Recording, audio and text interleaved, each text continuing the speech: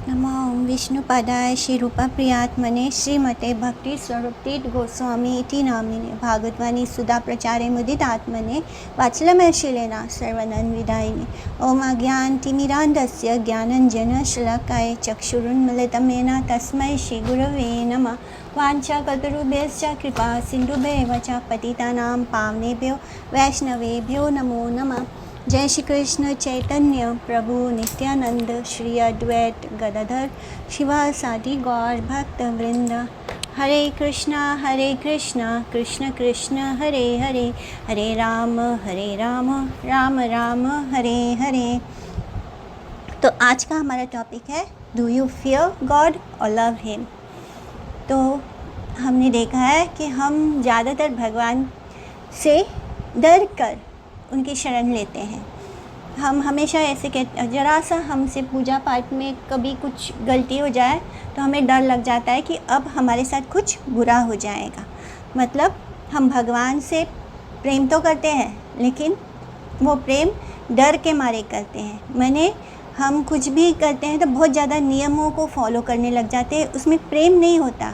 इसको बोलते हैं कि हम डर के कृष्ण की पूजा कर रहे हैं, या भगवान जिसे भी हम अपने आराध्य को मानते हैं हम उनसे डर के उनकी शरण लेते हैं, या हम जो कुछ भी उनके लिए करते हैं उसमें डर भी होता है।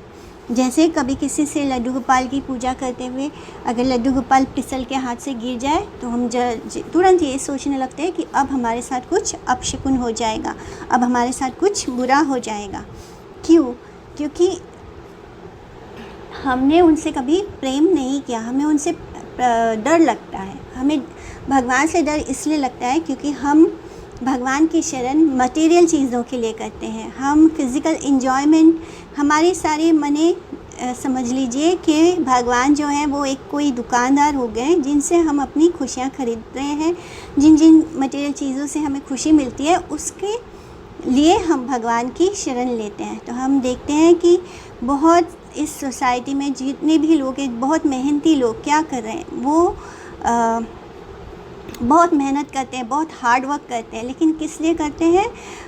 पाप में और पाप करने के लिए। कैसे वो इतने सारे पैसे अर्न करते हैं, उससे वो क्या करते हैं? वो वाइन पीते हैं, गलत चीज़ों में पैसे खर्च करते हैं, गैम्बलिंग करते हैं। इंजॉयमेंट वो भी, फूड भी किस तरह का होता है? वो गुनी फूड होता है, जैसे कि भागवत गीता में बताया गया है। यानी नॉन वेज खाना, गलत तरीके से relationship banana man and women के बीच। तो इस तरह के लोग हार्डवर्क तो बहुत कर रहे हैं, बहुत पैसे कमा रहे हैं, पर कहाँ जा रहा है उनका पैसा? इन गलत चीज़ों में। माने हम यही सब करने के लिए पैसे कमाते हैं क्योंकि इन चीज़ों के लिए हमें बहुत धन और की आवश्यकता होती है। फिर चाहे वो मटेरियलिस्ट हो, कैपिटलिस्ट हो या कम्युनिस्ट हो, ये सारे ही लोग किस चीज़ में बिलीव करते हैं कि ज़्यादा से ज़्यादा धन कमाया जाए और इन्जॉय किया जाए लाइफ को। और जो साइंटिस्ट हैं वो अपने साइंस और टेक्नोलॉजी और अपने इन्वेंशन से हमें और भी ज़्यादा इन मटेरियल चीज़ों के आदी बना रहे हैं। माने एक तरह से कहा जाए तो जो साइंटिस्ट को कृष्ण इतनी बुद्धि देते हैं, वो बुद्धि का इस्तेमाल कहाँ हो रहा है? इन हमारी जो मटेरियल लाइफ है उसको और कंफर्टेबल बनाने में किया जा रहा है, ताकि ज़्यादा से ज़्यादा हमें कंफर्ट मिल सके, यानी हमारे शरीर को कंफर्ट मिल सके। तो हमने देखा होगा कि अगर हम इस शरीर को कितना भी कंफर्ट दे दें, लेकिन अगर हम अच्छे से अच्छे बेड पर क्यों ना सोए, हमारा बेड बहुत अच्छा, बहुत ज़्यादा कंफर्टेबल क्यों ना हो, लेकिन अगर हम स्ट्रेस में हो तो उस कंफर्टेबल बेड पर भी हमें नींद नहीं आती। तो ये सारी ही चीज़ें, हमारा लक्ष्य क्या हो गया है कि सिर्फ अपने शरीर को, अपने सेंसेस को किस तरह से हम पोषित करें। हम अपने शरीर को पोषण देना चाहते हैं, हम अपने शरीर को सुख और आराम देने के लिए ही काम कर रहे हैं। लेकिन इन सब से का रिज़ल्ट क्या हो रहा है? मैंने हमें इतने सारे गैजेट्स आ चुके हैं मार्केट में, हर काम के लिए रोबोट आ गए हैं जो हमारा सब काम करते हैं। इतने गैजेट्स होने के बावजूद हमारे पास इतना खाली समय होने के बावजूद क्या हो रहा है, लोग बहुत ज़्यादा अनहैप्पी हो रहे हैं, बहुत ज़्यादा डिससेटिस्फाइड हो रहे हैं, हर जगह वो परेशान है, उन्हें कहीं भी कुछ अच्छा नहीं लगता। बहुत ज़्यादा डिप्रेशन के पेशेंट्स बढ़ रहे हैं। किसी साइकियाट्रिस्ट के पास देखिए तो लंबी लंबी कतार होती है उनके वहाँ लोगों की। तो हमें डिप्रेशन बढ़ रहा है, हमें इतना सुख और सुविधा प्राप्त होने के बावजूद हमारे अंदर खुशियाँ नहीं हैं। हम निराश होते जा रहे हैं। बहुत ज़्यादा कंपटीशन बढ़ रहा है, बहुत ज़्यादा पैसा अर्न कर रहे हैं, लेकिन निराशा भी उसी लेवल पे बढ़ रही है। बहुत ज़्यादा करप्शन और डिसऑनेस्टी हो रही है। क्यों? क्योंकि जो लोग धन संपदा कमाते हैं वो उसका इस्तेमाल मटेरियल चीज़ों में कर रहे हैं, मटेरियल एडवांसमेंट में कर रहे हैं, जिसके कारण वो किसी भी हद को धन कमाने के लिए किसी भी लिमिट्स को क्रॉस कर लेते हैं, जिसकी वजह से करप्शन बढ़ रहा है, लोग डिसऑनेस्ट हो रहे हैं, उनके अंदर ईमानदारी नहीं रह गई है। और इतना धन संपदा कमाने के बावजूद भी हमारे जीवन में सुकून नहीं है, शांति नहीं है, हम पीसफुली और हैप्पीली नहीं रह सकते। हमारे अंदर क्या बढ़ रहा है? वासना बढ़ रही है, हमारे अंदर लालच बढ़ रहा है, क्योंकि हम दूसरों को ही देख रहे हैं। हम अपने घर में ही भाई भाई के बीच में ही कंपटीशन चल रहा है। हम अपने सोसाइटी में अपने फ्रेंड्स के साथ, हम जिन्हें अपना दोस्त बोलते हैं, उनके साथ भी कंपटीशन करने लग गए हैं, जिसके वजह से हमारे अंदर जलन और ईर्ष्या का लेवल भी हाई पे है। यानी ये चीज़ हम अपने आप में देख सकते हैं कि हमें आसपास के लोगों को आगे बढ़ते हुए देखते हुए बहुत ज़्यादा खुशी नहीं होती। ये इसलिए हो रहा है क्योंकि हमने जो हमारा फिज़िकल बॉडी है उसी को ही ज़्यादा इम्पोर्टेंस दे दिया, उसको ही सुख देने की कोशिश में हम लोग जो रियल हैं उसको भूल गए हैं। ये संसार कैसे हो गया है, कंट्रीज़ कैसे हो गई है, ब्लड थर्स्टी हो गई है, यानी खून की प्यासी। अभी अभी हम देख रहे हैं जो हो रहा है गल्फ़ में, जो वॉर्स हो रहे हैं, तो हम लोग ने देखा कि अभी सिर्फ दो लोगों के बीच में नहीं, दो स्टेट के बीच में आपस में ही लोग लड़ मर रहे हैं। दो कंट्रीज़ में सिर्फ वॉर ही वॉर हो रहा है, नेशंस के बीच में वॉर हो रहा है, लोग एक दूसरे के खून के प्यासे हो गए हैं। उनके किसी ना किसी बहाना लेके लड़ाई हो रही है, युद्ध हो रहा है, फिर चाहे वो रिलीजियस धर्म के नाम पर हो या पॉलिटिक्स के नाम पर हो। तो इन सब समस्याओं का रूट कॉज क्या है? वो है गॉडलेस सोसाइटी, यानी हम भगवान के एग्जिस्टेंस को मानना ही नहीं चाहते। जब तक हमारे साथ सब कुछ अच्छा हो रहा होता है, हमारे पास हम भगवान के पास कब जाते हैं? जब हमारे पास धन नहीं होता, पैसा नहीं होता। लेकिन अब जो सोसाइटी है वहाँ सबके पास बहुत धन है, बहुत पैसा है, एंड जब हमारे पास कंफर्ट्स ख़रीदने के लिए इनफ मनी होती है तब हम भगवान की शरण नहीं जाते, हम उनकी शरण लेते ही नहीं। एंड धीरे धीरे ये पूरी सोसाइटी गॉडलेस होती जा रही है, और ये बहुत ही नीचे दर्जे का इग्नोरेंस है कि हम अपना इटर्नल रिलेशनशिप जो भगवान के साथ है उसी को भूल गए हैं। जो हमारा रियल रिश्ता है कृष्ण के साथ, उसको हम भूल चुके हैं। हम अपने मटेरियल कंडीशंस को कितना भी अच्छा कर लें, हम कितना भी अपने शरीर को कंफर्ट्स दे लें, हम इतने सारे गैजेट्स आ गए हैं कि हमें कुकिंग करते हुए कोई मेहनत भी नहीं करनी पड़ती।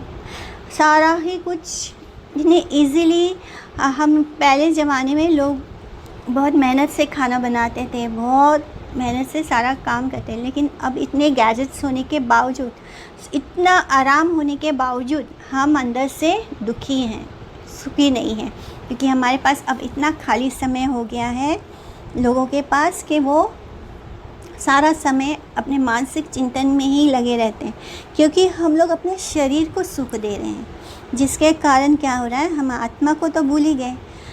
सुख उस जगह नहीं है जहाँ पर जो चीज़ इटर्नल नहीं है, सुख हमेशा वहाँ मिलता है जहाँ जो चीज़ इटर्नल हो, जो कभी ख़त्म ना हो। लेकिन हम अपना सुख कहाँ खोज रहे हैं? इस शरीर को कंफर्ट्स देने में, जो कि बस पल भर का होता है। आप कितने भी अरमान करके, बहुत पैसे इकट्ठा करके अपनी पसंद की गाड़ी ले लो, अपना कार ले लो, अपना घर ले लो, लेकिन कुछ समय का वो सुख होता है। उसके बाद उस चीज़ के लिए प्रति हमारा अंदर कोई भाव नहीं होता, यानी वो चीज़ हमें वो सुख नहीं दे पाती, वो इटर्नल सुख नहीं मिलता। तो ये इसलिए हो रहा है कि ये गॉडलेस सोसाइटी होते जा रही है। आज के ज़माने में बहुत सारे ऐसे पॉलिटिशियंस मिल जाएंगे जो बहुत पढ़े लिखे नहीं हैं, यानी उनकी एजुकेशन बहुत कम है, और वो अपने वो बड़े बड़े हाई पोजीशंस में हैं। उनको एडमिनिस्ट्रेशन का कोई नॉलेज नहीं होता, वो बस वोट्स को मैनिपुलेट करके उस जगह तक तो पहुंच जाते हैं। बाद में वो सिटीजन्स की लाइफ के साथ खिलवाड़ करते हैं, जिसकी वजह से क्या होता है, हम सिटीजन्स को ही टैक्स का बर्डन पड़ जाता है। यानी जो गवर्नमेंट है वो फाइनेंशियली करप्शन करती है, और फिर बाद में वो बर्डन हम ही पर पड़ जाता है। हमारी जो जनरल इकोनॉमी है उसको इम्प्रूव करने के लिए बहुत सारे स्ट्रैटेजीज अपनाए जाते हैं, बहुत सारा मैनिपुलेशन किया जाता है, लेकिन फिर भी हमारे जीवन में ना तो सुख आता है ना शांति आती है। तो ये क्यों होता है? क्योंकि सब लोग एक समान नहीं होते। कोई रिच होता है, कोई पुअर होता है, कोई बहुत अमीर होता है, कोई बहुत गरीब होता है। इवन कंट्रीज़ भी ऐसे ही है कि कोई देश बहुत गरीब है तो कोई देश बहुत रिच है। तो एक ही तरह का फॉर्मूला सब पर नहीं एक्सेप्टेबल होगा। मटेरियल एडवांसमेंट से हम सिर्फ ग्रॉस फिज़िकल एंजॉयमेंट कर सकते हैं, बहुत सारी चीज़ें खरीद सकते हैं, बहुत कंफर्टेबल लाइफ जी सकते हैं, लेकिन उससे क्या होता है? उससे हमारे अंदर का लस्ट, हमारे अंदर की वासना, हमारे अंदर का लालच बढ़ जाता है, और रिज़ल्ट क्या होता है? हम सिंफुल लाइफ की ओर आगे बढ़ जाते हैं। हमारे अंदर बहुत सारा जलन और ईर्ष्या पैदा हो जाती है। इनफैक्ट जो गरीब लोग होते हैं उनके अंदर बहुत क्रोध और एंगर आ जाता है। ये क्यों हो रहा है? क्योंकि उनको भी ऐसे लगता है कि अगर हमारे पास धन होता तो हमारे पास भी बहुत सारी सुख संपदा होती है। वो सुख संपदा जो सिर्फ शरीर को सुख देने के लिए होती है। हमारे पास कितना भी अच्छा सब कुछ क्यों ना हो, लेकिन सुख नहीं मिलता, क्योंकि हम सुख को कहाँ खोज रहे हैं? इस मटेरियल वर्ल्ड की चीज़ों में खोज रहे हैं, जो पंच महाभूती चीज़ें हैं उनसे खोज रहे हैं। आहार निद्रा भया मैथुनम च समानम एतत् पशुभिः नराणां धर्मम तु तेषाम् अधिकम विशेषम धर्मे विहीना पशुभिः समाना। ईटिंग, स्लीपिंग, फियरिंग और मीटिंग, यानी खाना पीना, सोना, डरना, अपने आप को बचाना, प्रोटेक्ट करना, और मैथुन। बस ये 4 फंक्शंस हैं जो पशु में, पक्षी में और ह्यूमन बींग्स में एक समान है। यानी ये हम सब में एक समान है, चाहे वो पशु हो, चाहे वो पक्षी हो, चाहे वो कीट हो, चाहे वो पतंगे हो, कोई भी हो, इंसेक्ट्स हो, कोई भी हो, ये 4 चीज़ें सब में एक समान होती है। तो क्या चीज़ है जो इंसान को बाकी इन जानवरों से, पशु पक्षी से अलग करती है? वो होता है धर्म। बिना धर्म के हम में और पशुओं में कोई अंतर नहीं है। जैसे कि मनुष्य भी खाना खाता है, सूअर भी खाना खाता है। द डिफरेंस क्या है? कि वो दोनों बस अलग अलग चीज़ खा रहे हैं, खाना दोनों में सेम है।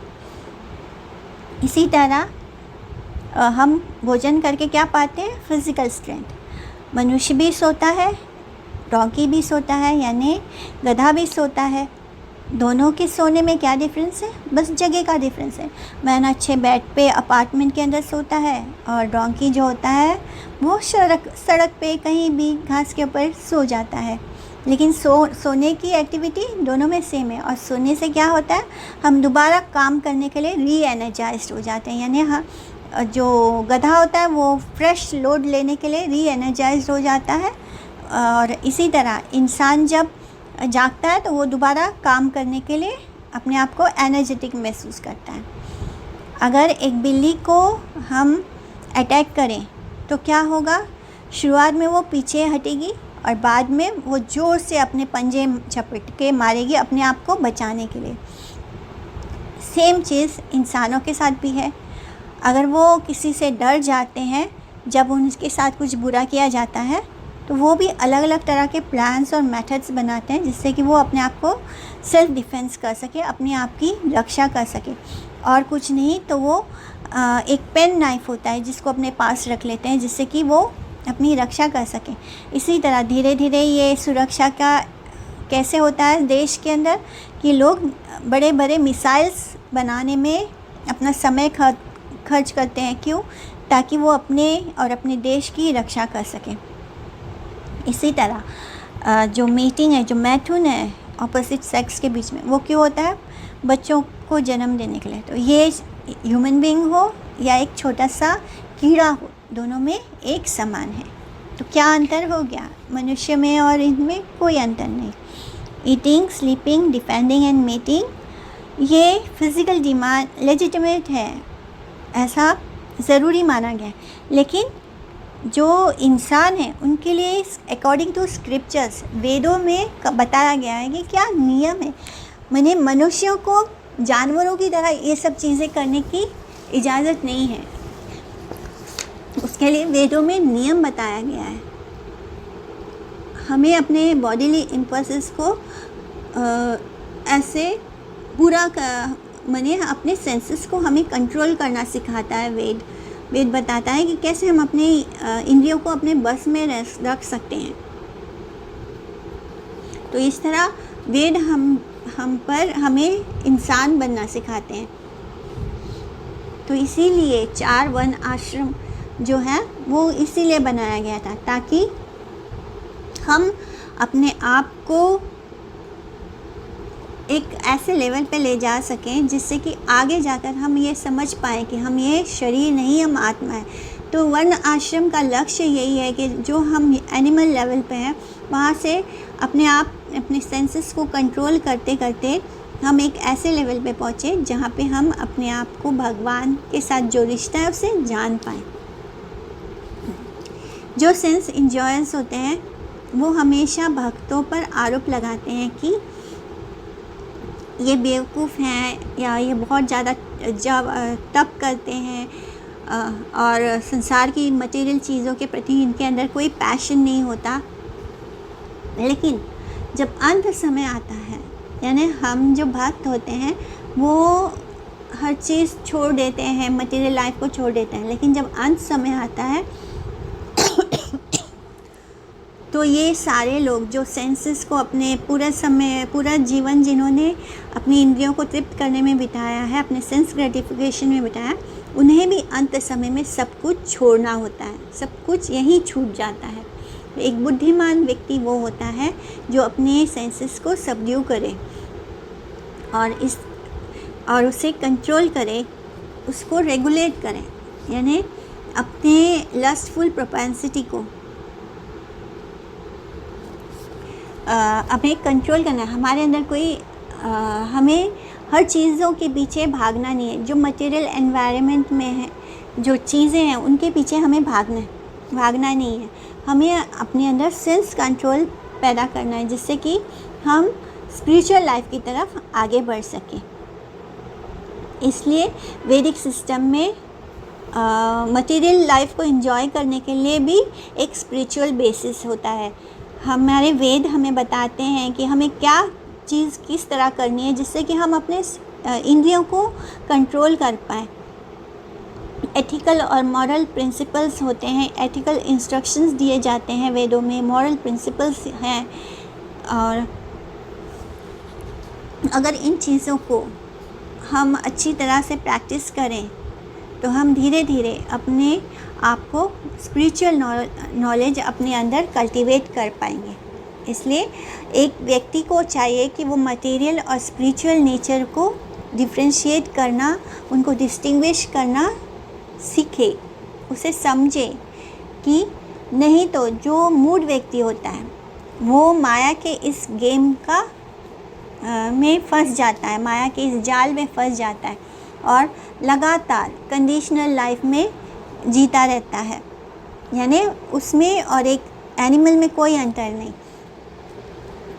बस अपने 4 बेसिक फंक्शंस जो कि चाहे पशु हो चाहे पक्षी हो उनकी तरह ही जीता रहता है, क्योंकि उसे लगता है कि वो शरीर ही वो खुद है। इसलिए हमें ये समझना चाहिए कि जो हमारा ये शरीर है वो भी पंच तत्व से बना है, वो जड़ वस्तु है, यानी वो ख़त्म हो जाएगा। और जो हमारा स्पिरिट सोल है, जो हमारी आत्मा है, वो चैतन्य है, चैतन्य वस्तु है, माने वो कभी भी ख़त्म नहीं होगी, वो इटर्नल है। हम भगवान की कृपा से इस ह्यूमन बॉडी को पाते हैं, यानी हम इस देह को, मनुष्य देह को सिर्फ भगवान की कृपा से पाते हैं। और इस देह में पशु पक्षियों से ज़्यादा बुद्धि होती है। इसलिए ह्यूमन बीइंग को, मैन को क्या कहा गया है? रैशनल एनिमल, यानी हमारे अंदर सोचने समझने की क्षमता होती है। लेकिन अगर हम इस बुद्धि का इस्तेमाल सिर्फ अपने शरीर को सुख देने में करें तो ये जो हमारी बुद्धि है वो उसके होने का कोई मतलब नहीं है। एनिमल सोसाइटी में सिर्फ भोग करना ही लाइफ का एम है, सोल एम है। लेकिन मनुष्य देह प्राप्त करने के बाद भी हम वही सब करें तो हम बेवजह, माने हमने अपनी बुद्धि का कोई इस्तेमाल नहीं किया। हम बुद्धि का इस्तेमाल अगर सिर्फ अपने मटेरियल लाइफ को और ज़्यादा कंफर्टेबल बनाने में कर रहे हैं तो उस बुद्धि का होना ना होना एक समान है। इसलिए हमें ये समझना होगा कि हमें ये ह्यूमन बॉडी क्यों मिला है। इसलिए जो रियल साइंटिफिक नॉलेज है वो ये है कि हम अपने स्पिरिचुअल एग्जिस्टेंस को समझें, हम जाने कि हम कौन हैं। और जब ये पहला क्वेश्चन हमारे मन में आता है कि हम कौन हैं, तब हम ये जानने की कोशिश करते हैं कि हमें किसने बनाया। इसलिए भगवान को जानना, उनके साथ हमारा क्या रिश्ता है, ये समझना he is the real true scientific knowledge. तो हमारा सबसे प्राइमरी टीचिंग क्या है? वो ये है कि we are not the body, we are soul. जैसे कि जब डॉक्टर ने, जैसे अर्जुन ने जब बहुत बुरी तरह हार जाता है, बोलता है कि मैं अपने घर वालों को नहीं मारना चाहता, अगर मैंने इनको मार दिया तो क्या होगा, हमारे घर की जो कुल की स्त्रियां हैं वो ख़राब हो जाएंगी, यानी कुल में कोई हमारे जो एंसेस्टर्स हैं उनको पानी देने वाला भी नहीं बचेगा। तो शास्त्रों से वो बहुत इंटेलिजेंट तरीके से भगवान को सब कुछ बताता है कि ये हो जाएगा, वो हो जाएगा, अगर हमने युद्ध किया तो ऐसा होगा, इससे तो अच्छा है कि मैं संन्यास ले लूँ और सब कुछ छोड़कर इन्हें जीतने दूँ, मुझे नहीं करना युद्ध। तो इतने डिप्रेस्ड अर्जुन को भगवान ने सबसे पहले क्या बोलते हैं? That you are not body, you are soul. क्योंकि हमारे जीवन की सबसे बड़ी समस्या यही है कि हम देहात्म बुद्धि में हैं, हम शरीर से जुड़े हर रिश्ते को अपना मान बैठे हैं और यही हमारे दुखों का कारण है। इसलिए सबसे पहले हमारे लिए ये समझना ज़रूरी है कि हम ये शरीर नहीं हैं, हम आत्मा हैं। जितने भी चीज़ों से हमें दुख, तकलीफ़ और परेशानियाँ होती है, हमें डिप्रेशन होता है, वो इसलिए होता है कि हम शरीर से जुड़े रिश्तों को अपना मानते हैं और फिर उन्हीं बातों को लेकर हम दुखी होते रहते हैं। The most of the ladies in the house कैसे होते हैं? वो जीवन भर बस आपस में चुगली करते रहते हैं, एक दूसरे की बात का बुरा मानते रहते हैं और लड़ते रहते हैं। बहू में, ननद में, सास में, ससुर में, हस्बैंड में, वाइफ में। मैंने क्या होता है, लड़ाई झगड़े का कारण क्या है? हम सोचते हैं मैं स्त्री हूँ, ये पुरुष है, और ये जीवन ही माने कुएं के मेंढक की तरह, बस ये घर ही हमारी दुनिया है। यहाँ जैसे कि मैं एक एग्ज़ाम्पल बोलती हूँ कि मुंबई में लोकल ट्रेन होती है। लोकल ट्रेन में जब हम कैसे कैसे स्ट्रगल करके अंदर चढ़ जाते हैं तो सीट के लिए लड़ाई शुरू हो जाती है। अगर किसी को एक सीट मिल जाता है तो वो उसको ऐसे बैठ जाता है मानो पूरा जीवन वो वहीं पे रहने वाला है। तो इस दुनिया भी टेम्पररी है, हम बस थोड़ी देर के लिए यहाँ हैं, लेकिन हम इस तरह जीने लगते हैं मानो हम इटर्नली यहीं रहने वाले हैं। यही हमारे रिश्ते हैं। हर जन्म में हमें माता पिता मिलते हैं, हर जन्म में हमें कितने सारे रिश्ते मिलते हैं, वो अलग होते हैं। यानी इवन हस्बैंड एंड वाइफ, अगर इस जन्म में कोई मेरा हस्बैंड है तो अगले जन्म में कोई और होगा। कंपल्सरी नहीं कि हम सेम हमें ह्यूमन बॉडी में हमें ह्यूमन बॉडी मिलेगा नहीं मिलेगा ये तक हमें खबर नहीं है। हम स्त्री होंगे या हम पुरुष होंगे ये भी हमें पता नहीं, बिकॉज़ हम तो आत्मा है और हम जो डिज़ायर करेंगे अंत समय में वही उसके अकॉर्डिंगली हमें बॉडी प्राप्त होगी। बहुत सारे टीवी सीरियल्स मूवीज़ में बताया जाता है कि हमारा 7 जन्मों का रिश्ता है। लेकिन अगर हम बुद्धि से सोचें, अगर कोई स्त्री अपने हस्बैंड से बहुत आसक्त हो तब क्या होगा? अगर वो ये सोचते हो कि हमें अगले जन्म में भी साथ होना है, तब क्या होगा कि अगर कोई स्त्री है वो पुरुष से आसक्त होगी तो उसे नेक्स्ट बॉडी पुरुष का मिलेगा। अगर कोई पुरुष है वो स्त्री से आसक्त होगा तो उसे नेक्स्ट बॉडी स्त्री का मिलेगा। इवन ऐसे भी हो सकता है कि कोई 2 लोग हस्बैंड वाइफ बहुत एक दूसरे से ये हो तो क्या हो सकता है नेक्स्ट बर्थ में उन्हें जुड़वा हो सकते हैं, ट्विंस हो सकते हैं, ताकि वो हमेशा साथ रहें। तो ये हो सकता है। लेकिन ये जो हम भगवद गीता पढ़ के, जिन्होंने भी भगवद गीता पढ़ी है वो समझ सकते हैं कि ये कोई 7 जन्मों का कोई रिश्ता नहीं होता। हम सब अपनी जर्नी पर हैं, हम सब को अपने अपने कर्मों का फल भोगना है। इसलिए हमें इस तरह किसी के शरीर से आसक्त नहीं होना है, किसी को शरीर मान के आसक्त नहीं होना है। इस वक्त जो हमारे रिलेशनशिप में होते हैं वो सब शरीर से जुड़े हैं। हम जिसके शरीर से जन्म लेते हैं उसके बाद उन शरीर से जो भी रिश्ते होते हैं वो उसको मानकर हम उसके अकॉर्डिंगली जी रहे होते हैं। तो ये हम कैसे समझेंगे कि हम ये शरीर नहीं, हम आत्मा हैं। मानो कभी हमें कुछ फीवर हो जाए और हम डॉक्टर के पास जाते हैं तो हम क्या बोलते हैं कि डॉक्टर साहब मेरा हाथ दर्द हो रहा है, मेरा पैर दर्द हो रहा है, मेरा सारा शरीर दर्द हो रहा है।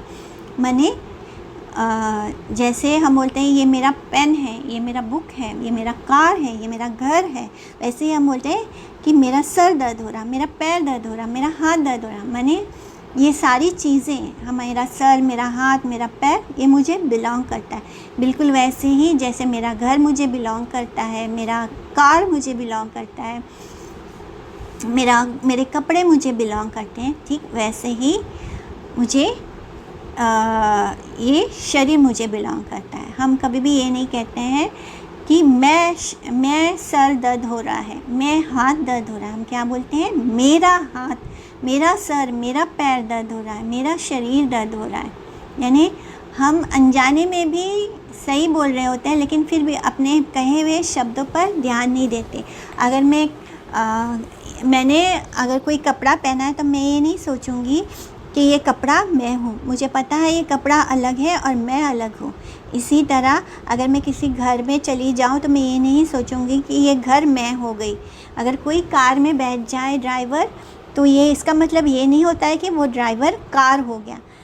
यहाँ पर हम ये बात भी समझ सकते हैं कि जो मायावादी होते हैं, जो बोलते हैं कि हम ब्रह्म ज्योत में विलीन हो जाएंगे, तो हम कैसे समझ सकते हैं? जैसे कोई कार में बैठा है तो इसका मतलब वो कार नहीं हो जाता है। इसी तरह कोई ब्रह्म ज्योत में चला जाए तो उसका मतलब ये नहीं होता कि वो भगवान हो गया, वो भगवान में विलीन हो गया। एक्चुअली में ये चीज़ नहीं होती। तो ये कितना अच्छा एग्जाम्पल है इस बात को समझाने के लिए। तो हम जो हैं, मैं जो हूँ वो इस शरीर में कहीं रहता है। जैसे ये शरीर मेरा एक रेंट वाला घर है, जैसे हम भाड़े का कोई घर खरीदते हैं और उसमें कुछ समय के लिए रहते हैं, उसी तरह ये शरीर भी भाड़े का है और इसमें हम रह रहे हैं और कुछ समय के बाद ये घर ख़त्म हो जाएगा, तब हम इस शरीर से बाहर आ जाएंगे। जैसे कि फ़्लाइट में अगर कोई व्यक्ति ज़िंदा हो तो उसे टिकट, एयरलाइंस टिकट देता है, लेकिन वही व्यक्ति अगर मर जाए तो क्या होगा? एयरलाइंस वाले उसे टिकट नहीं देंगे, उसे कार्गो का टिकट देंगे, माने लगेज वाला टिकट, लगेज वाले कंपार्टमेंट में रखेंगे, लगेज वाला टिकट मिलेगा, कार्गो टिकट मिलेगा। जैसे सामान को कोई, माने उन्हें अनजाने में इस बात की समझ है कि जब तक कोई ज़िंदा था तब तक उसको पैसेंजर टिकट मिलता है, लेकिन जैसे ही वो व्यक्ति मर जाता है तो उसे क्या मिलता है? कार्गो का टिकट। जैसे कि वो उसमें और कोई सामान में कोई अंतर नहीं। तो इन एग्जाम्पल से हम समझ पा रहे हैं कि हम ये शरीर नहीं हैं। ये शरीर क्या है? बस एक लंप ऑफ मैटर है, यानी जो पंच तत्व है, बस वही है। ये जल, पृथ्वी, आकाश, वायु, ये बस इसी चीज़ों से बना है। तो ये एयरलाइंस वाले ये ग्रेट स्पिरिचुअलिस्ट नहीं हैं, लेकिन फिर भी वो ये समझ पाते हैं कि एक कॉन्शियस अंडरस्टैंडिंग है उनके अंदर, मेटाफिज़िकल ट्रूथ बोला जाता है, जिसको वो समझ पा रहे हैं कि जैसे ही आत्मा शरीर से निकल जाती है उसमें और एक सामान में कोई अंतर नहीं है। इसलिए जो हमारा बॉडीली कॉन्सेप्शन है उसी के कारण वही रूट कॉज है जो इस संसार में कम्युनल कॉन्फ्लिक्ट का कारण है, ड्रग एडिक्शन का कारण है, जो गलत रिलेशनशिप है उसका कारण है, जो इंटरनेशनल राइवलरी है उसका कारण है, जो गोरे और शरीर के गोरे रंग काले रंग को लेकर रेशियलिज्म होता है उसका कारण। ये सब कुछ किस क्या कारण? बस यही कॉन्सेप्ट है कि हम लोग अपने आप को शरीर मानते हैं। हमारे अंदर ये क्लियर अंडरस्टैंडिंग होनी चाहिए इस बात का कि हम ये शरीर नहीं हैं, हम आत्मा हैं और हम भगवान का अंश हैं। दो हम बिल्कुल कृष्ण के जैसे हैं, क्योंकि हम भगवान का अंश है, इसलिए हमारा ना तो कोई जन्म होता है, ना तो हमारी कभी मृत्यु होती है, और ना इस आत्मा को हम जला सकते हैं, ना इसको हम काट सकते हैं, ना हम इसको सुखा सकते हैं। इसके बारे में भगवान ने भगवद गीता के चैप्टर 2 में बताया। तो हमारे लिए ये इस बात का क्लियर अंडरस्टैंडिंग होना चाहिए। हम बिल्कुल कृष्ण की तरह है क्वालिटी में, क्योंकि हम कृष्ण का अंश हैं, लेकिन हम उनके बहुत माइन्यूट पार्ट हैं। यानी एक बाल का जो अग्र भाग होता है उसको अगर हम 10,000 हिस्सा कर दें, उस 10,000 हिस्से में से जो एक हिस्सा होता है वो हम हैं, यानी वो हमारा साइज़ है। तो हमें ये समझना है कि क्योंकि हम भगवान से बहुत माइन्यूट है, इसलिए वो हमारे मास्टर हैं और हम उनके सर्वेंट हैं। ये हमारा रियल पोजीशन है कॉन्स्टिट्यूशनल। हम 84 लाख स्पीसीज में भटकते हैं इस 14 भुवन वाले ब्रह्मांड में, और इन सब में सबसे ऊपर ह्यूमन बॉडी को माना गया है, जिसमें ये क्षमता है कि वो स्पिरिचुअल नॉलेज को कल्टीवेट कर सके, वो भगवान से प्रेम कर सके। इसलिए हमें इस बात को समझना है। जो एनिमल्स होते हैं, जो पशु होते हैं, जो पक्षी होते हैं, वो सिर्फ भोग योनि है, वो सिर्फ भोग करते हैं, लेकिन ये भोग करना ह्यूमन लाइफ का गोल नहीं है। हमें इस बात को समझना होगा। अगर भगवान को हमसे भोग ही कराना हो तो वो हमें पशु पक्षी की योनि देंगे, लेकिन भगवान ने हमें ह्यूमन बीइंग बनाया है, तो ऑब्वियसली हमारा लक्ष्य कुछ और है। इसलिए हमें ये समझना होगा कि हम ये शरीर नहीं, हम आत्मा हैं। हमें बॉडी रिलेशनशिप जो होता है उसमें नहीं पड़ना, हमें देहात्म बुद्धि में नहीं रहना, जो कि ना तो सच है और आर्टिफिशियल है। क्योंकि जो शरीर है वो छोड़ के हम अपने आँखों के सामने अपनों को जाते हुए देखते हैं, लेकिन फिर भी इस बात को नहीं समझ पाते हैं कि हम ये शरीर नहीं है। क्योंकि हम किसी के जाने पर बहुत कष्ट पाते हैं, बहुत दुख होते हैं। क्यों होते हैं? फिज़िकल रिलेशनशिप के टूटने पर हमें बहुत दर्द होता है। एक्चुअली में हमें भगवान से रिलेशनशिप जोड़ना है, क्योंकि जो फिज़िकल रिलेशनशिप है वो आज नहीं तो कल टूटना है। उसका क्या बोले, यानी वो टूटेगा ही टूटेगा। चाहे जीते जी किसी बात के कारण टूटेगा, या तो कोई व्यक्ति मर जाए, तो ऑब्वियसली हमारे जितने भी इस मटेरियल फिज़िकल बॉडीली रिलेशनशिप है वो एक ना एक दिन तो ज़रूर टूटेंगे। तो ये उनका डेस्टिनेशन होता है। इसलिए हमें अपने रियल रिलेशनशिप को डेवलप करना है, जो कि हमारे कृष्ण के साथ है। समय के साथ हर रिश्ता टूटेगा, हर रिश्ता टूटेगा। चाहे हम मर जाएं तब भी टूटेगा, यानी मर के ही अंत चीज़ तो यही है, यही सच है कि हम किसी के साथ कितना भी रिलेशनशिप जोड़ लें, अंत में हम मर के उस रिश्ते को तोड़कर निकल जाते हैं। तो यही हर रिलेशनशिप का डेस्टिनी है कि वो टूटता ही है। इसलिए इस बात को हम बुद्धि से जितनी जल्दी समझ पाए वो हमारे लिए अच्छा होगा। तो ये जो रिश्तों का टूटना है, इसे हमें भगवान की कृपा माननी चाहिए कि हम इतने अफेक्शनेट रिलेशनशिप को टूटने से क्या होता है वो हमें बता रहे हैं, कि वो हमें रिमाइंड कराते हैं कि हम सब ने एक गलत जगह पर अपने प्रेम को इन्वेस्ट कर रखा है। हमें हमारा अफेक्शन कृष्ण के लिए होना चाहिए, जिनके साथ हमारा रिश्ता कभी नहीं टूटेगा। क्योंकि ना तो कृष्ण कभी हमें छोड़ कर जा सकते हैं, ना हम कृष्ण को छोड़ सकते हैं। कृष्ण हमेशा हर बॉडी में वो हमारे साथ थे, हमारे हृदय में हमारे साथ थे। तो ऐसा प्रेम करने वाला व्यक्ति हमें कहाँ मिलेगा? लेकिन हम ये बात को समझ ही नहीं पा रहे हैं कि इस संसार का हर रिश्ता किसी न किसी दिन जाके टूट के ख़त्म होगा ही होगा। इसलिए हमें अपना मोह शरीर से जुड़े रिश्तों पे नहीं करना है, क्योंकि वो हमें हर हाल में दुख ही देंगे, चाहे कुछ भी हो जाए। हर रिश्ता हमारे जीवन में दुख ही लेकर आएगा, वो हर तरह से छूटेगा ही, ख़त्म होगा ही। लेकिन एक कृष्ण है जिनके साथ हमारा रिश्ता कभी नहीं टूटेगा। इसलिए कृष्ण हमें ये बताते हैं, जब भी हमारा कोई रिश्ता टूटता है तब हमें ये समझना चाहिए, वो एक वार्निंग होता है ये समझने के लिए कि हमने गलत जगह अपना रिश्ता जोड़ा है। हम इटर्नल हैं, तो हमें किसी इटर्नल व्यक्ति के साथ ही अपना रिश्ता जोड़ना चाहिए, यानी वो कृष्ण हैं।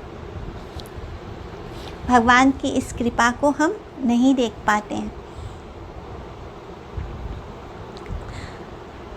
और भी ज़्यादा जब कोई हमारा रिलेटिव चला जाता है इस संसार से, तो हम उस लॉस्ट को पूरा करने के लिए क्या करते हैं, जो हमारे और क्लोज़ रिलेशनशिप है उनके साथ उनको और भी ज़्यादा प्रेम करना शुरू कर देते हैं। माने हम जो सोचना चाहिए वो छोड़कर हम और भी ज़्यादा जो है उनसे ज़्यादा और अफेक्शनेट होने लगते हैं। अगर कोई भी ना हो तो हम क्या करते हैं, कैट या डॉग पाल लेते हैं या कोई पेट एनिमल पाल लेते हैं और उनके साथ अपना अफेक्शन बढ़ाना शुरू कर देते हैं। तो ये चीज़ बहुत कॉमन है वेस्टर्न कंट्रीज़ में, जो धीरे धीरे भारत में भी होते जा रही है। देहापत्या कलात्रादिषु आत्मशैन्येषु असत्सु अपि तेषां प्रमत्तो निधानं पश्यन् अपि न पश्यति। तो श्रील सुखदेव गोस्वामी श्रीमद् भागवतम में बोलते हैं कि अपने फैमिली मेम्बर की डेथ को हम एक्सपीरियंस कर चुके हैं पास्ट में, लेकिन जिस इंसान के अंदर स्पिरिचुअल नॉलेज ना हो वो अपने शरीर से जुड़े बच्चों, वाइफ को ही सोचता है कि यही लोग मुझे बचाने वाले हैं। इसलिए अपने इस मूड अटैचमेंट के कारण वो ये समझना भूल जाता है कि मृत्यु सब कुछ ख़त्म कर देगी। तो जो श्रील सुखदेव गोस्वामी के इस बात को समझ पाते हैं, जो एनलाइटन है, वो जानते हैं कि प्रमत्ता मतलब पागलपन होता है। जो समझ पाते हैं वो समझते हैं कि जो लोग अपने रिश्तेदारों को ही आपको बचाने वाला मानते हैं, वो क्या है, वो बैड है, प्रमत्त है। ये संसार मर्त्य लोग है, मर्त्य यानी मृत्यु लोक है। यहाँ पे हम मरेंगे ही मरेंगे, अंत में हर रिश्ता हमें दुख ही देकर जाएगा, आंसू ही देकर जाएगा। यहाँ कोई भी परमानेंटली नहीं रह सकता, हर किसी को मरना ही है। और इसलिए कोई भी किसी को नहीं बचा सकता मृत्यु के जबड़े से। किसी भी समय मृत्यु आ सकती है। ये जो मटेरियल ओशन है, मटेरियल वर्ल्ड है, इसको क्या कहा गया है, सागर, यानी भव सागर हम बोलते हैं, जहाँ पर हर कोई अपने आप को बचाने के लिए, सरवाइव करने के लिए स्ट्रगल कर रहा है। चाहे किसी को स्विम करना आता हो या ना आता हो, लेकिन हर कोई अपने इस संसार में एग्जिस्ट करने के लिए इस सागर में से खुद को बचाने की कोशिश कर रहा है।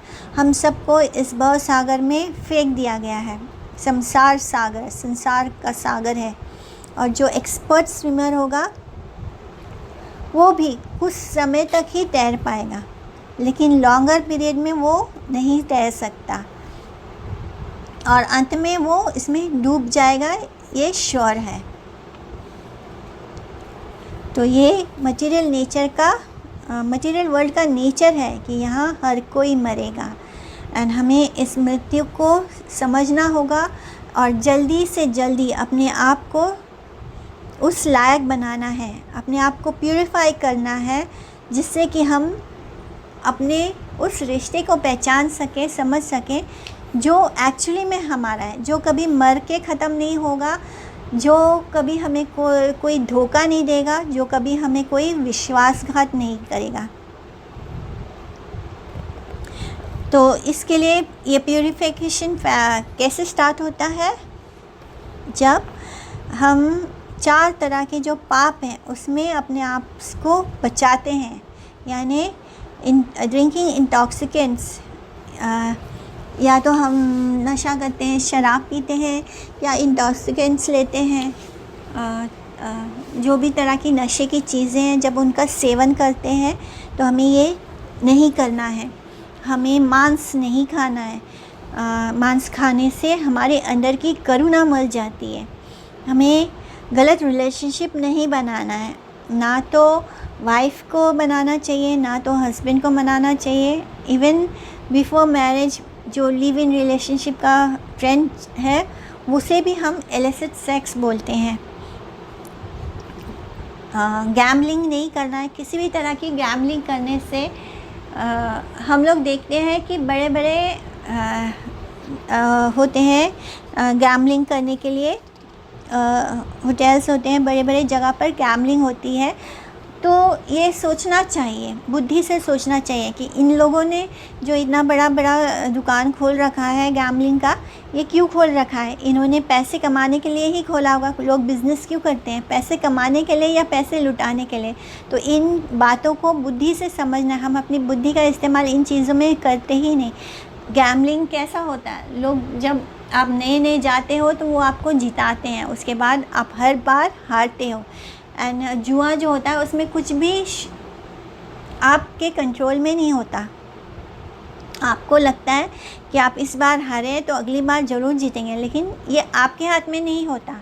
वो जो गैम्बलिंग करवाने वाले होते हैं वो उनके कंट्रोल में होता है, और हम सोचते हैं कि ये डेस्टिनी से हो रहा है। कुछ भी डेस्टिनी से नहीं हो रहा होता, ये सब कुछ उनका एक गेम प्लान होता है। तो हमें इन चीज़ों से अपने आप को बचाना है। और जब हम इस तरह फिज़िकली अपने बॉडी को प्यूरिफाई करते हैं तब हमारी स्पिरिचुअल जर्नी स्टार्ट होती है। तो ये जो 4 नियम हैं इनको स्टार्ट करने से हम भक्त नहीं हो जाते। ये सिर्फ हमें भक्ति, ताकि हम जो स्पिरिचुअल नॉलेज है उसको ले सकें, उसको अंदर ले सकें, इसके लिए हमें अपने शरीर को प्यूरिफाई करना होता है, अपनी बुद्धि को प्यूरिफाई करना होता है। जब हम अपने आप को प्यूरिफाई करते हैं तब हम स्पिरिचुअल नॉलेज लेने के लिए तैयार हो जाते हैं। अदरवाइज़ हम अगर ये गलत चीज़ें करेंगे तो हम कभी भी स्पिरिचुअलिटी को नहीं समझ पाएंगे। अगर हम चाहते हैं कि ये पूरा संसार पीस और हार्मनी में रहे तो उसके लिए क्या ज़रूरी है, हमें हर किसी को गॉड कॉन्शियसनेस के साइंस में ट्रेन करना होगा। इस पूरे संसार को कृष्णा कॉन्शियस बनाना होगा ताकि हर कोई भगवान से प्रेम कर सके। अगर हम एक बार कृष्ण से प्रेम करना शुरू करते हैं तो हम उनसे कभी डरेंगे नहीं। हमें जो भगवान से प्रेम नहीं करते वही भगवान से डरते हैं। और इसका बेस भी ये है कि अगर हम कृष्ण को प्रेम नहीं करेंगे तो हम किसी को भी प्रेम नहीं कर सकते इस संसार में, क्योंकि कृष्ण जो है वो हमारी आत्मा के भी आत्मा है। अगर हम अपनी आत्मा के आत्मा को प्रेम नहीं कर सकते तो हम इस संसार के किसी भी आत्मा को प्रेम नहीं कर सकते, और यही सबसे बड़ा सच है। इसलिए अपने आप को प्यूरिफाई करना है, इन 4 गलत चीज़ों से हमें दूर रहना है और अपने सिंफुल लाइफ को स्टॉप करना है ताकि हम अपने सेंसेस को रेगुलेट कर सकें, सब्जुगेट कर सकें। जो पशु होते हैं वो अपनी इंद्रियों को बस में नहीं कर सकते, लेकिन एक जो मनुष्य होता है, भगवान ने हमें एम्पावर किया है कि हम अपने इंद्रियों को अपने बस में कर सकें। इसलिए अगर हम अल्कोहल, बीवरेजेस ये सब करते हैं तो इंटॉक्सिकेंट्स लेते हैं या मीट ईटिंग करते हैं तो इससे क्या होगा, हम अपनी इंद्रियों को कभी भी अपने बस में नहीं कर सकेंगे। ये जो स्लॉटर हाउसेस हैं जहाँ पे जानवरों को मारा जाता है, बहुत ही मर्सीलेसली मारा जाता है, जिंदा उनकी गर्दन काट देते हैं। हम देखते हैं फ़िश खरीदने जाओ, फ़िश खरीदने वाले वो मछलियों को जिंदा उनकी गर्दन काट देते हैं, या चिकन के शॉप में जाकर देखो तो वो जिंदा मुर्गियों को पकड़ के लाते हैं और उनकी गर्दन काट के उसको वज़न करते हैं। तो ये सब कितना, ये कैसे चीज़ें, हम ऐसी चीज़ों को कैसे खा सकते हैं, हम ऐसे किसी को काट के कैसे खा सकते हैं। इसलिए सोसाइटी में किस तरह मर्सी ख़त्म हो रही है, दया ख़त्म हो रही है, और ज़रा सी बात पे गर्लफ्रेंड बॉयफ्रेंड में लड़ाई हो जाती है एंड बॉयफ्रेंड अपनी गर्लफ्रेंड को टुकड़ों में काट के रेफ्रिजरेटर में रख देते हैं। आप जिसको बोल रहे थे कि हम आपसे बहुत प्रेम करते हैं, फिर उसको काटने में भी दया नहीं आती। तो अगर हम इन 4 चीज़ों को कंट्रोल नहीं करेंगे तो हम में और जानवर में भी कोई अंतर नहीं होगा। पहले तो हमें इन 4 चीज़ों को कंट्रोल करना है, फिर हम स्पिरिचुअल लाइफ में आगे बढ़ने के लिए रेडी हो जाते हैं। इसलिए कहा जाता है कि जैसे खाओगे अन्न वैसे बनेगा मन। अगर हम इस तरह मांस भक्षण करेंगे जो कि बिना दयाहीन होके उनको काटा जाता है, तो उनका जो कॉन्शियसनेस है वो हमारे अंदर आता जाएगा और हम भी वैसे ही होते जाएंगे। तो ये सब कुछ हमें छोड़ना है। इलिसिट सेक्स और अबॉर्शन जो कि बहुत ही गलत है, हम किसी जीव की हत्या करते हैं तो उसका भी उस बहुत बड़ा पाप होता है ये। तो ये सारी चीज़ों से हमें बचना है, और जब ये मेजर सीन्स हमारे कंट्रोल में आ जाएंगे तब हम इस संसार को गॉड कॉन्शियस बना पाएंगे। सिर्फ ये सोचना, ये इस संसार में सिर्फ मटेरियल चीज़ों में ही एडवांसमेंट होना, सिर्फ गैजेट्स बनाना, इससे हम सुकून से नहीं जी पाएंगे, इससे हमारे अंदर शांति नहीं आएगी। हमें सबसे पहले भगवान के साथ हमारा जो रिश्ता है उसे जानना है। हम भगवान के इटर्नल सर्वेंट हैं, और भगवान का सर्वेंट होने का मतलब है कि भगवान हमसे बहुत क्लोज़ होंगे, भगवान का सर्वेंट होने का मतलब है जब हम भगवान से प्रेम करते हैं तो भगवान हमारे कंट्रोल में आ जाते हैं। तो ये बहुत ही सुंदर रिलेशनशिप है जिसे हमें समझना है। यहाँ पे हम अपनी क्लास को एंड करते हैं। हरे कृष्णा। जय श्री गुरुदेव, जय श्री प्रभुपाद। वांछा कल्पतरुभ्यश्च कृपा सिंधुभ्येव च पतितानां पावनेभ्यो वैष्णवेभ्यो नमो नमः।